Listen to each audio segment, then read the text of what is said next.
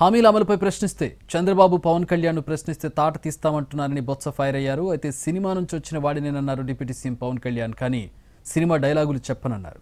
సినిమాలో డైలాగులు చెప్పడానికే తాను ఇబ్బంది పడుతుంటానని చెప్పారు.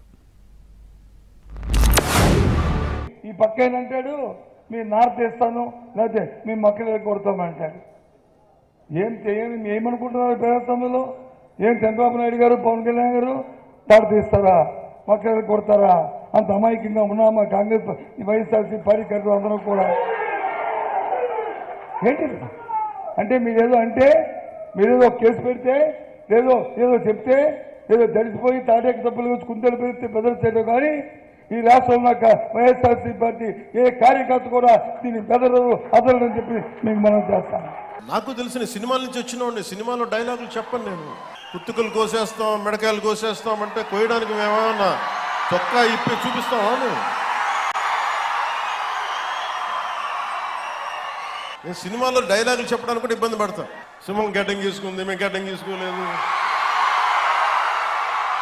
ఇది సరదాగా ఉంటాయి, మిమ్మల్ని చీరప్ చేయడానికో సరదాగా చేయడానికి. నిజంగా గడ్డం గీసుకోవడం ఎంత దరిద్రంగా ఉంటుంది చూడండి, ఆలోచించండి. స్నానం చేయకుండా మట్టి కొట్టుకుంటా అంటే ఇవన్నీ ఏంటంటే సినిమాల్లో చెప్పిన డైలాగులు. ఖచ్చితంగా మీరు అద్భుతమైన పాలన చేసి కనుక ఉండుంటే మీరు 11 సీట్లకు వచ్చేవాళ్ళు కాదు. మీరు